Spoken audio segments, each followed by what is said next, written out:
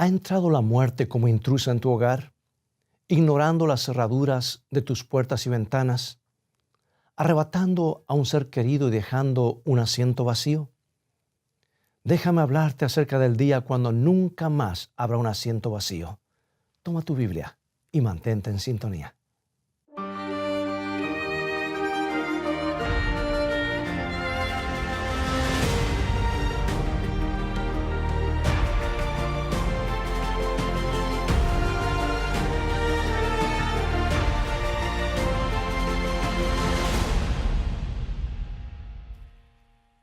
Todo el cielo estaba observando, estaban mirando, los habitantes de otros mundos estaban observando.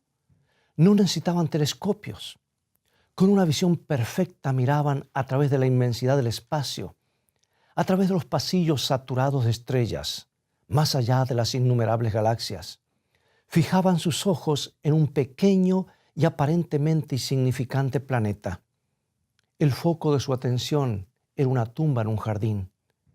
En esa tumba labrada en la roca que traía sus corazones, yacía el Hijo de Dios. Aquel en quien estaba la vida original, no derivada, descansaba ahora en la tumba. No sin causa había un extraño e indescriptible vacío en el universo de Dios. Ya había pasado una noche solitaria, como suelen ser las noches, y los primeros rayos del sol comenzaban a brillar sobre uno de los más extraños días en toda la historia, porque Jerusalén era el epicentro de la acción ese fin de semana. Parecía que en cada labio estaban los extraños acontecimientos del día anterior. Pequeños grupos de personas los repetían unos a otros, vez tras vez, preguntándose qué significaba. Los enemigos de Jesús de Nazaret finalmente habían logrado crucificarlo. Pero no había sido una ejecución común. Toda la naturaleza había protestado su muerte. El sol se había negado a brillar, dejando al Gólgota en una terrible oscuridad que golpeó el corazón de cada participante que observaba la cruz. Las burlas y las maldiciones habían sido silenciadas por un terror indecible. Pero la penumbra se había levantado de allí y había descendido sobre la ciudad. Una luz había circundado la cruz. Y mientras Jesús hablaba sus últimas palabras, su rostro brilló con una gloria como la del sol. Entonces volvió la oscuridad y el terremoto. El terremoto al momento de su muerte fue lo peor de todo. Hubo un retumbar violento. La gente fue sacudida como manojos. Reinaba gran confusión. Las rocas y las montañas de las montañas vecinas se partieron, rodando hacia las planicies. La creación parecía sacudirse hasta sus átomos. Pero eso no fue todo. Tumbas fueron abiertas por el terremoto arrojando cuerpos. Y allí yacían sin ser sepultados porque nadie los sepultaría en sábado. ¿Y qué decir de lo que había sucedido en el templo en el mismo momento cuando Jesús murió? Eso fue lo más espeluznante de todo. El gran velo, los gigantescos cortinajes que ocultaban el lugar santísimo de la vista del pueblo, habían sido rasgados de arriba abajo por una mano invisible. Y ahora estaba vacío. Nada allí excepto el cofre dorado con los querubines labrados en su cubierta. La presencia de Dios había desaparecido. No había ya una nube de gloria. ¿Pero acaso no había Jesús dicho: vuestra casa os es dejada desierta? Había sido un día terrible, un día sin igual en la historia. En toda Jerusalén difícilmente había un corazón que no hubiese sido golpeado por la culpa. Muchos, mientras la tierra temblaba y las rocas caían, huyeron del Gólgota, golpeando sus pechos, tambaleando y cayendo.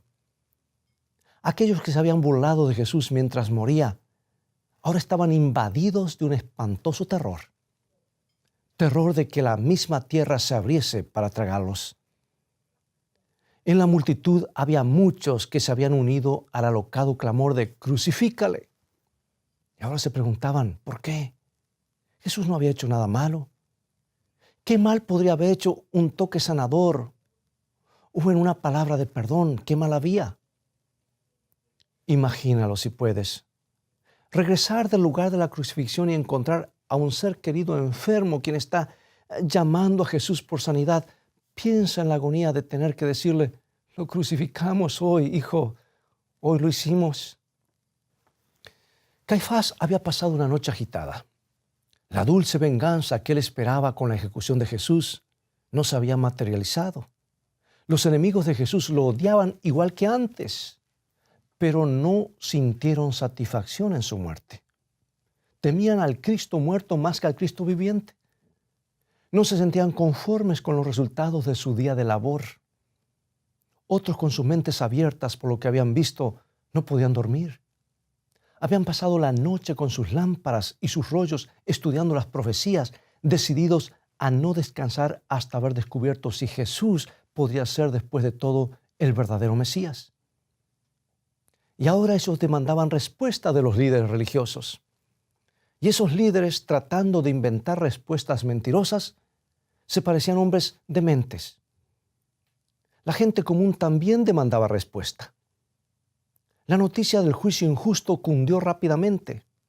¿Por qué los detalles eran guardados tan en privado? ¿Qué había hecho Jesús para merecer una muerte tan cruel? ¿O siquiera la muerte? ¿Por qué habían crucificado al sanador? El sanador nunca había estado en tanta demanda como aquel día. Un gran número de peregrinos estaba en Jerusalén porque era el día cumbre en el calendario religioso. La gente había traído a sus enfermos y sufrientes a las puertas del templo preguntando, ¿dónde está Jesús de Nazaret? Muchos habían viajado largas distancias para encontrar a aquel que siempre sanaba al enfermo y que aún resucitaba al muerto. Por todas partes cundía el clamor, queremos al sanador, queremos al sanador. No había nadie quien sanara a los leprosos, nadie que hablara palabras de perdón, nadie que confortara al corazón quebrantado. Y los oficiales del templo no les decían por qué. La gente seguía preguntando por Jesús. Estaban decididos a tener al Cristo viviente entre ellos otra vez. Y ellos no serían impedidos. Finalmente el atrio del templo fue despejado, la gente desalojada. Los soldados estacionados en las puertas para rechazar a la multitud que venía con sus enfermos y sufrientes queriendo entrar, fueron rechazados. El atrio del templo, que por 3 años y medio había llegado a ser un lugar de bendiciones, ahora se había transformado en un lugar de cruel rechazo. Se oían gemidos por las calles mientras los sufrientes morían deseando el toque sanador de Jesús. Sí, había un vacío en el universo. Y había un gran vacío en Jerusalén que no podía ser descrito. Era como si la muerte hubiese dejado una silla vacía en millones de hogares. Porque el mismo sanador yacía descansando, sus brazos cruzados sobre el pecho en la tumba de José. Finalmente cayó la noche, poniendo fin a ese extraño y confuso día. Todavía Jesús descansaba. Y el cielo observaba, ahora con creciente anticipación, porque el cielo sabía algo que la tierra no sabía. Otros mundos contemplaban interesados. Pero aquí, en este pequeño planeta, solo la guardia romana estaba vigilando, no porque les importara a aquellos endurecidos soldados, sino porque ellos temían por sus vidas y se dormían. A los discípulos de Jesús sí les importaba, de una extraña manera, por supuesto, temerosa y sin esperanza. Ellos pensaron que era el fin del cristianismo.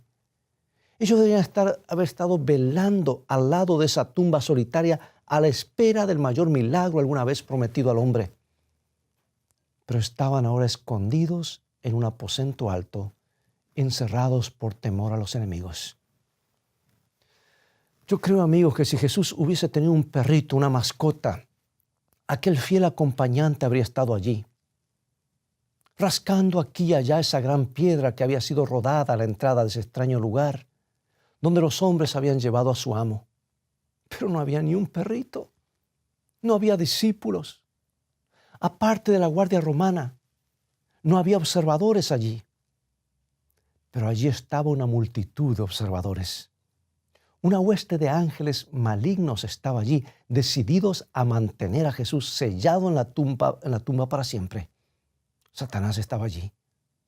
Había ordenado a sus ángeles mantener sus posiciones y no rendirse ante ningún asalto. Porque Satanás sabía que si Jesús salía de la tumba, su propio reino estaría condenado. Pero los ángeles de Dios también estaban allí. Ángeles poderosos guardaban la tumba en silencio, pero expectantes, esperando el momento cuando darían la bienvenida al príncipe de la vida. La noche avanzó lentamente. La tierra giró sobre su eje, como lo había hecho por miles de años. Jesús todavía era un prisionero en su pequeña tumba. La gran piedra todavía estaba en su lugar. El sello romano seguía intacto. Los guardias romanos mantenían la vigilia. Ningún cautivo jamás había estado más seguro en manos de sus enemigos. Así pensaban los hombres débiles. La hora más tenebrosa habría llegado. Los primeros rayos del sol naciente estaban por desplazar la noche. Todo el cielo esperaba con aliento suspendido. Repentinamente el momento había llegado. El Padre habló y el ángel más poderoso del cielo se apresuró hacia la tierra. Con su rostro iluminado y sus vestimentas blancas como la nieve, partió las tinieblas en su trayectoria.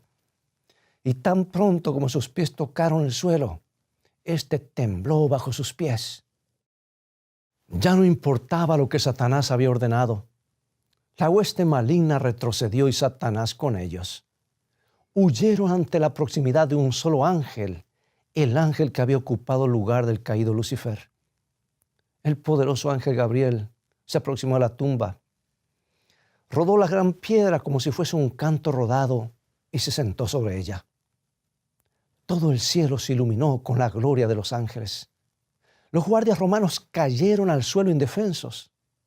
¿Dónde estaba ahora el poder de Roma? Aquellos endurecidos soldados, temblando de temor, vieron el rostro del poderoso ángel y lo oyeron clamar: Hijo de Dios, levántate, tu Padre te llama. Y entonces vieron al Hijo de Dios salir de la tumba y lo oyeron proclamar sobre ella: Yo soy la resurrección y la vida. Todo el universo irrumpió de gozo. Jesús estaba vivo. Débiles mortales habían tomado consejo, conspirado y planificado.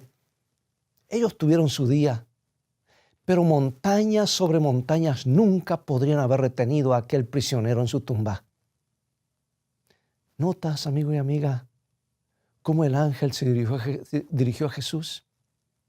Hijo de Dios, sal fuera, tu Padre te llama. Jesús era totalmente divino y totalmente humano. Él era el Hijo de Dios y el Hijo del hombre.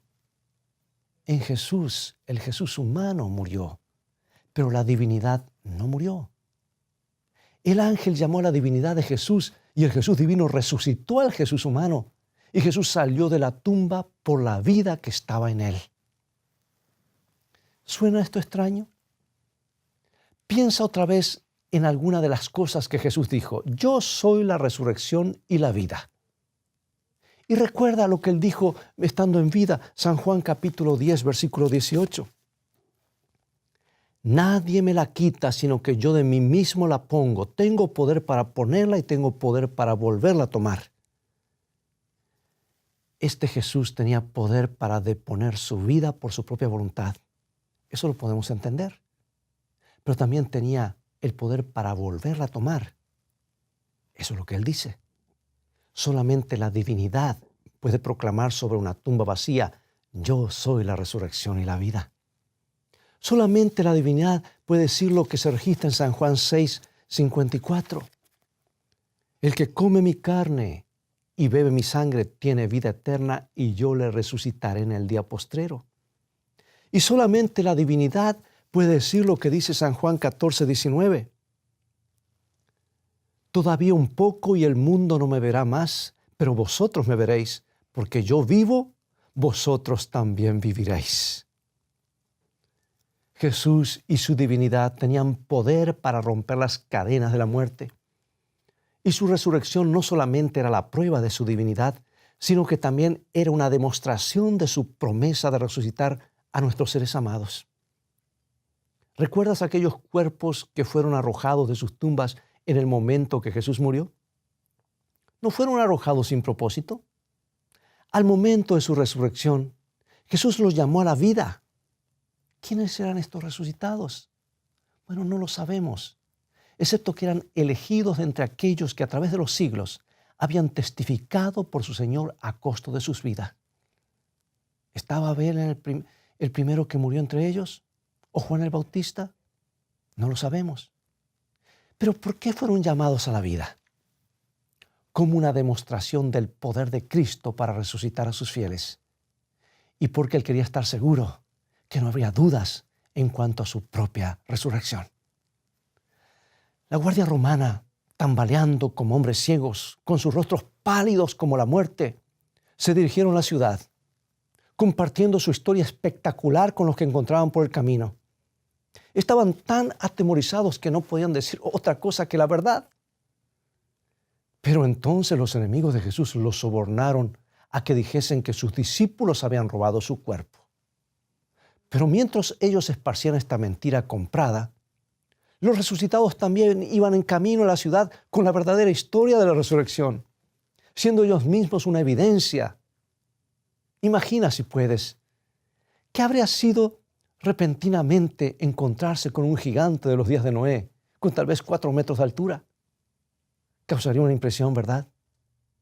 Y creo que había más de una razón por la cual estos fueron resucitados. ¿Acaso no era justo, luego de lo que Jesús había experimentado, luego de dar su propia sangre para redimir a los hombres, no era acaso justo que Él no tuviese que esperar más de 2000 años para tener a alguno de ellos consigo? Los discípulos de Jesús podían haber ofrecido un relato vívido, un testimonio vivo de la resurrección de aquellos mártires de siglos pasados. Pero recuerda que los discípulos no estaban allí.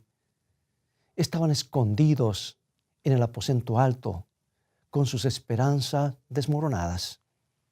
Ellos perdieron la escena espectacular.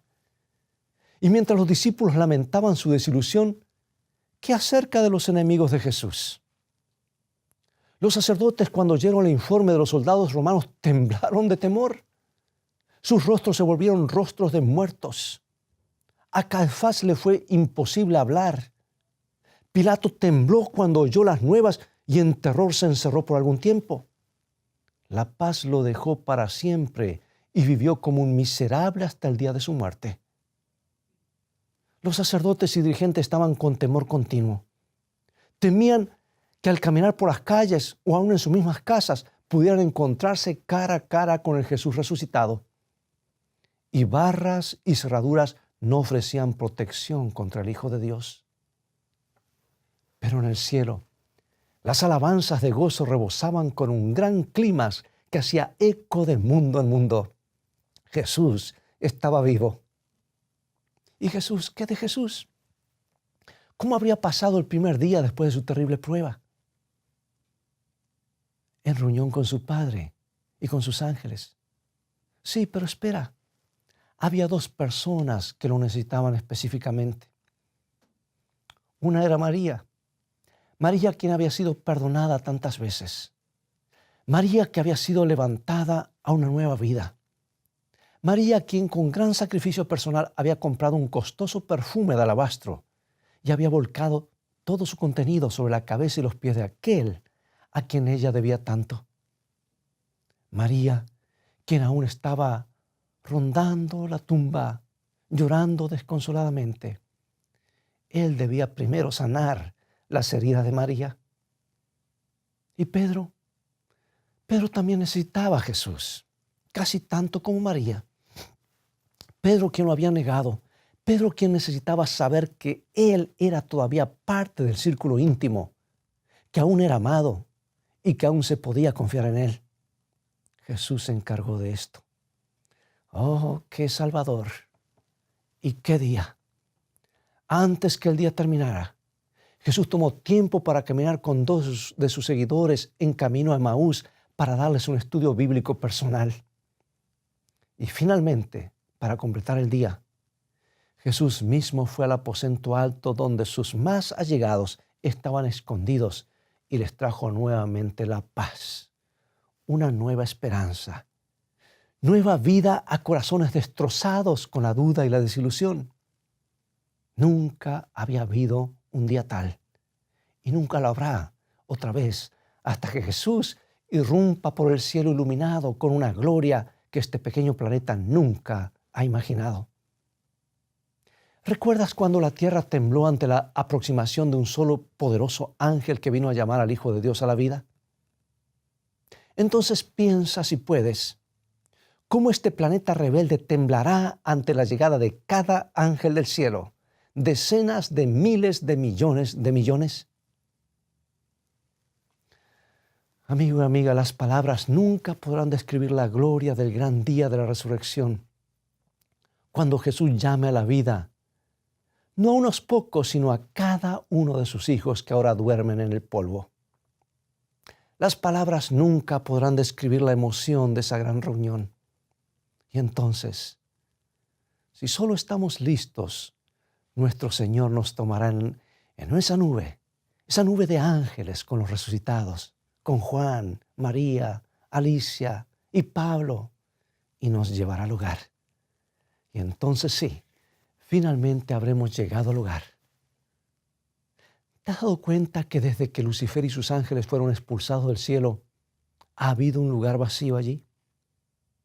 Ha habido muchos lugares vacíos, sillas vacías, miles y miles de ellas que nunca han sido ocupadas. El lugar de Lucifer fue ocupado por el poderoso Gabriel, pero los lugares, las sillas de las huestes de ángeles que cayeron con su líder rebelde, están esperando por hombres y mujeres, incluyéndote a ti y a mí. Y cuando esos lugares sean ocupados, el cielo nunca más será un lugar solitario. Nunca más en algún lugar del cielo habrá una lágrima, una separación o un asiento vacío.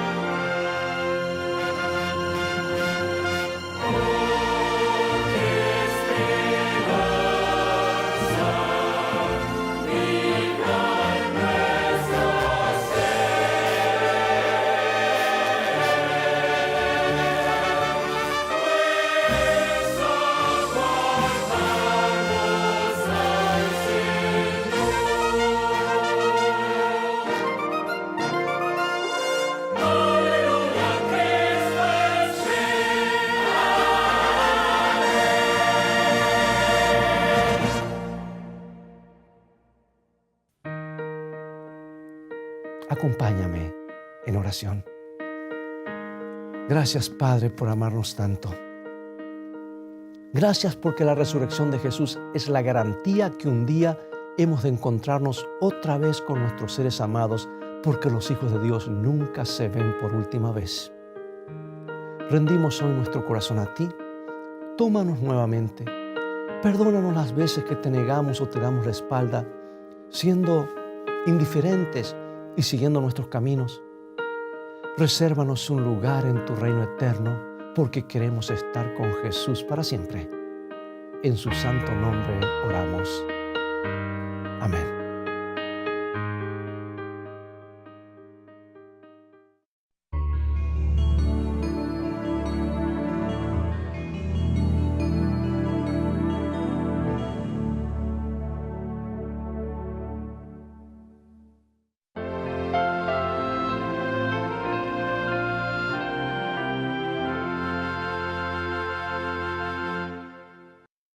Amigos, ha llegado el momento de despedirnos. Que la paz de Dios reine en tu corazón y que el Todopoderoso te sostenga frente a esa lucha por la cual estás pasando.